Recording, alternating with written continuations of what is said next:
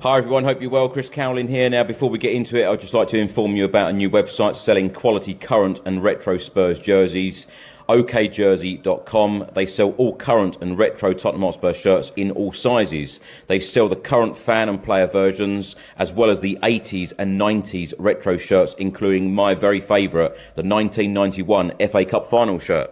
You can order very easily from okjersey.com, and if you use the code Chris, you will receive an 8% discount off your final order. You can also use the QR code on the top left of your screen. And by the way, they also have some training wear here and the 25-26 colour special edition jersey. Welcome back to the channel. I hope everyone is well. My name is Chris Cowlin, and today I'll be joined by Craig Dearman. This is another edition of the Daily Tottenham Transfer News Show, where we'll be going through all of the latest news, rumours and reports. Of course, it is now day 23 of the winter window. There is now only 10 days left. Of course, it closes on the 2nd of Feb at 7 p.m. Spurs, of course, have got 2 deals over the line, but we are here to talk about a possible third. Now, if you are watching on YouTube, X or Facebook, please do get involved. Let us know how you are feeling right now as a Spurs fan, and let us know how you are feeling about the January transfer window so far. And if you are watching on YouTube, please do hit that subscribe button, press the like button, comment below, and turn on that notification bell where YouTube will inform you every single time we go live and upload a video. Craig, good afternoon. How are you? Good afternoon. Yeah, not too bad. Not too bad. Looks like another signing's come out of nowhere, which we'll get into in a minute. Well, I think it's a little way off yet, but let's get into it. David Ornstein from The Athletic has just reported that Tottenham Hotspur are working on a deal to sign Andy Robertson from Liverpool. Tottenham Hotspur have brought forward the plan for the 31-year-old Liverpool left-back as free agent this summer. Not done, but talks between the parties are advancing in bid to reach an agreement. Fabrizio Romano, literally in the last couple of minutes, has stated negotiations are underway between Tottenham and Liverpool for the left-back. The two clubs are in contact, and Tottenham Hotspur Football Club wants Scottish left-back after Ben Davies' injury. Talks will continue today. Sky Germany have just stated that Tottenham are now pushing to sign Andy Robertson with immediate effect. A verbal agreement is done. Clubs are now in negotiations. And BBC Sport have just stated that Tottenham have begun talks with Liverpool in an effort to sign left-back Andy Robertson. Robertson, 31, is out of contract at Anfield in the summer and said last week that he was undecided on his future. Liverpool signed Robertson from Hull City for £8 million back in 2017 during Jurgen Klopp's time at the club, and he made 363 appearances for the Reds. Robertson's most recent appearance came from the bench in the 1-1 draw against Burnley on the 17th of January. Craig, let's get into this, because is it a surprise we've just signed Sosa from Santos? The 19-year-old Brazilian left-back was announced yesterday by Tottenham Hotspur Football Club. Can Spurs really sign 2 left-backs in the same January transfer window? If any club can, Spurs can. I've kind of got mixed feelings about it, but on the whole, when you look at it, I think it's probably a sensible signing. I would say that Ben Davies going out or being out injured, should I say, I think that's definitely forced the club's hand in that. The fact that we got Sosa over the line, it might say that he's going to be heading out on loan, perhaps. What Robertson does bring is a wealth of, obviously, experience and leadership and winning mentality. Obviously, been at Liverpool nearly 10 years. So, in that regard, it's good. Is it going to get people excited? No. But it sounds like the player's keen to come. Obviously, verbal agreement in place there. So you'd think that will move forward and he will become a Tottenham player. So in some ways, it does make a lot of sense and it's a sensible signing. Does worry me a little bit that the clubs are in good dialogue and it's amicable with the Micky van der Ven rumours. But obviously, that's a completely different story. So So yeah, I'm not against this. I'm not against this. Obviously, in his 30s now, but he could definitely do a job for Spurs, and the younger players perhaps learning from him. That's the key thing, isn't it? I think that a lot of us, definitely you and I, have been saying about Spurs bringing all of these youngsters, players for the future. We do need experience. We do need leadership, particularly in that dressing room and on the pitch, of course. And he does bring a wealth of experience, a very, very good, solid player who can certainly do a job. TalkSport have just stated that there is still quite a bit to do that needs to happen for the move to go ahead, but definitely one to watch. Now, if this doesn't happen in the January transfer window, I expect then it could happen in the summer transfer window. Would you mind either way what window it was? I think, look, we all know that we've got problems, we've got injuries. So I think it was originally the Spurs were going to get this deal done for the summer, but they've brought it forward because of certain situations at the club with Davies, for example. So I don't think it matters for them now. It'd be good to have reinforcements. I'm not sure how that will work with the Champions League squad. There's something that the club would need to look at, but you'd think Robertson would probably be in that squad. So, as I say, I think it's a sensible one. No, it won't get the fans excited. He might have done a few years ago, because I think Robertson is definitely, you could argue he's past his best, but I know Ali Ross, friend of the channel, loves Andy Robertson, and I'm sure he would say that this is a really good move for Tottenham, getting in an experienced player that still is a regular for Scotland as well, obviously. So, yeah, I think he's. It would be good for him as well. Perhaps moving on out of Liverpool going in another direction. So he's probably it might well be his last contract. Who knows? So he's got to be right for the player. But it looks like the player's keen on coming to Tottenham.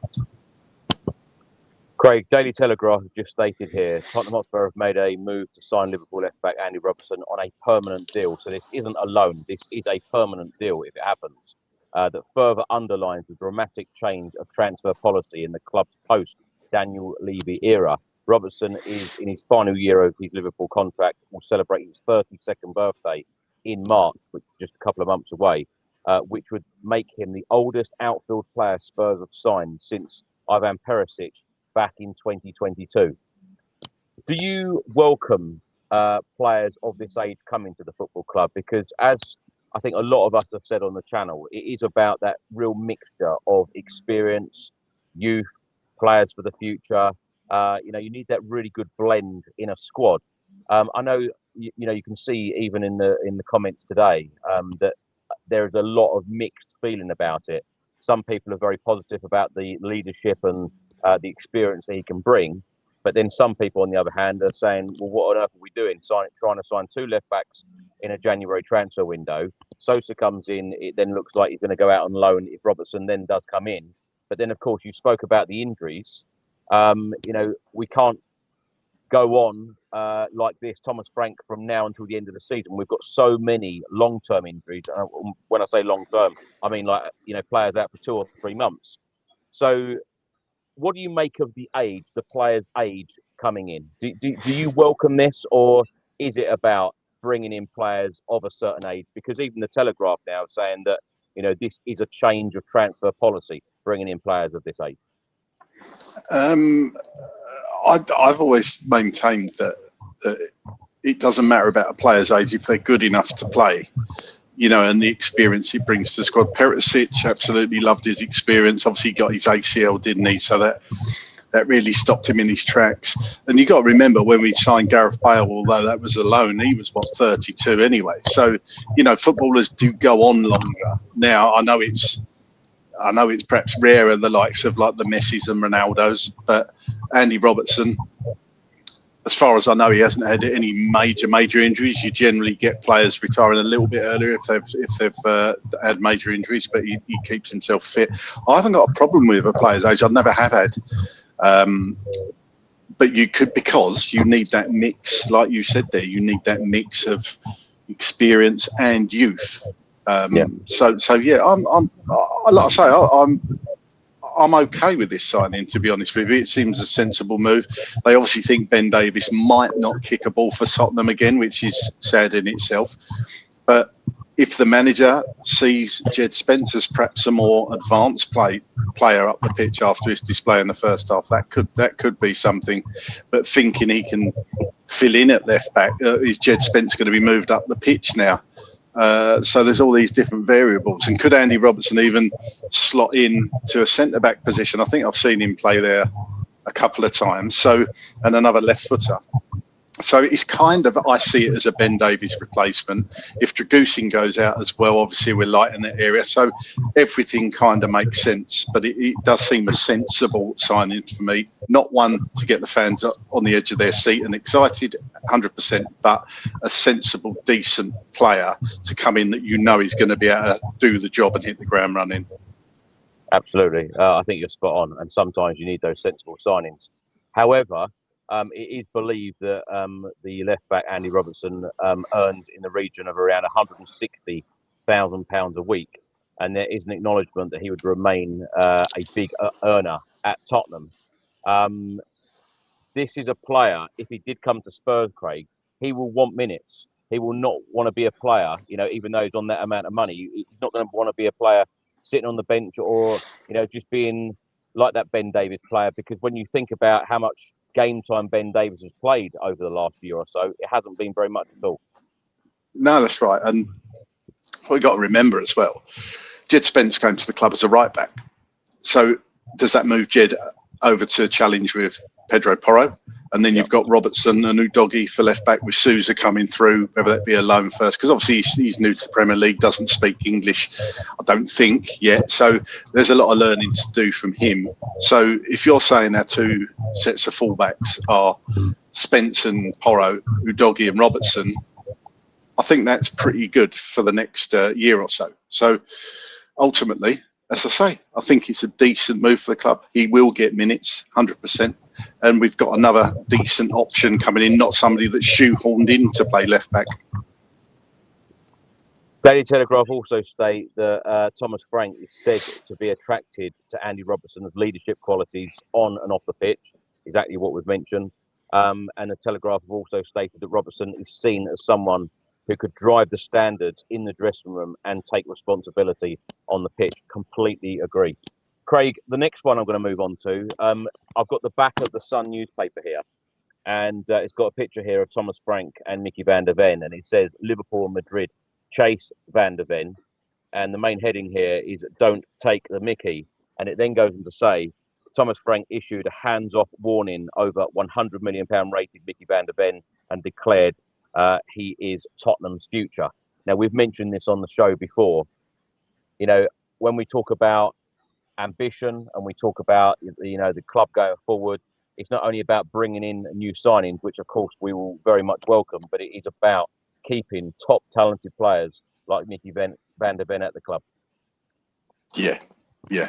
Couldn't have said it better myself. We spoke about it a lot, haven't we? And keeping Van der Ven at the club is paramount. And I'll go back to what I've said all transfer window. We need to build the club around players like Micky van der Ven, show him that we mean business, show him that he can win trophies at Tottenham Hotspur. He doesn't need to go somewhere else to do that. And ultimately, I mean, I don't know how the club would react if somebody did come in with £100 million offer. That would be interesting to see what happens there. But ultimately, you can't let Micky van der Ven go. And it's going to be a big summer for Spurs. I know we're in a transfer window now, but it's a big summer. Lots of decisions to be made on direction of the club. Could be the manager, but definitely players. But keeping Micky van der Ven and Christian Romero is paramount, in my opinion. Craig, another one I wanted to move on to. A lot of people are thinking that Yves Bissouma may start against Burnley on Saturday. What did you make of his performance against West Ham when he came on at half-time?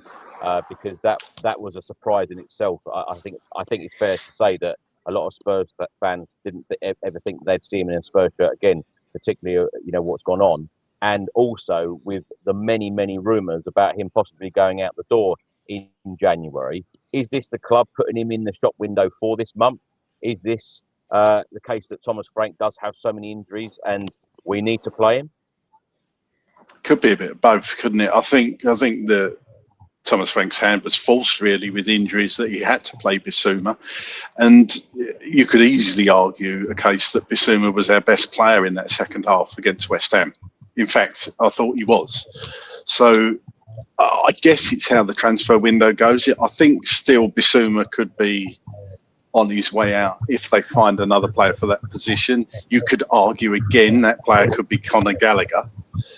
But I would imagine if an offer comes in and they're comfortable, they've got enough central midfielders, then Bissouma does go out the door. But yeah, it was funny to see him playing. It was almost like having a new player in some ways, wasn't it? But we all know that we haven't consistently had the Brighton Bissouma while he's been at Tottenham, which of course we all wanted and expected when we signed him. It just hasn't happened for him.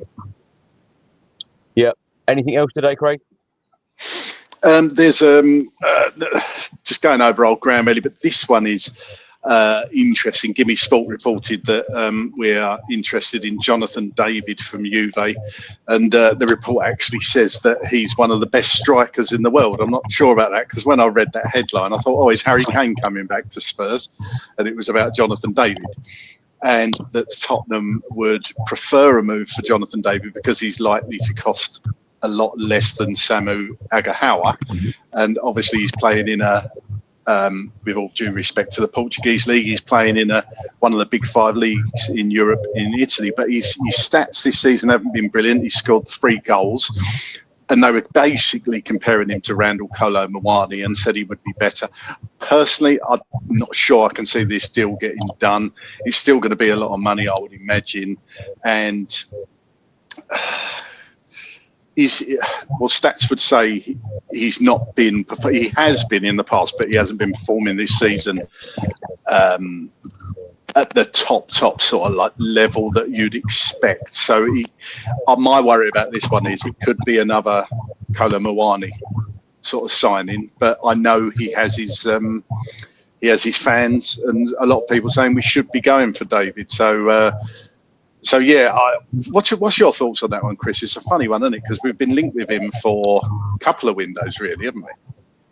I think it's more than a couple of windows now. I think there's just certain players when journalists are perhaps a little bit thin on the ground of stories. I think that they go, oh yeah, that one, and you know it's like that because we see so many reports about the same players, window after window after window. I don't buy it.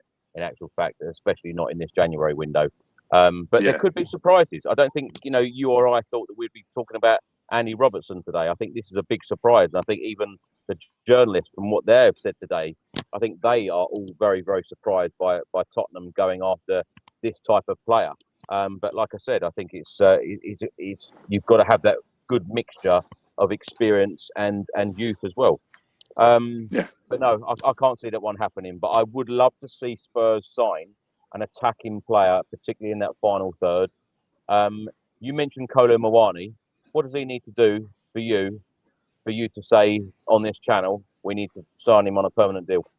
Former of a second half of the season, to be honest, and start scoring in the Premier League regularly. That's ultimately. I just haven't seen enough from Kolo Muani to even think that we should even put a cheeky bid in for him before he goes back.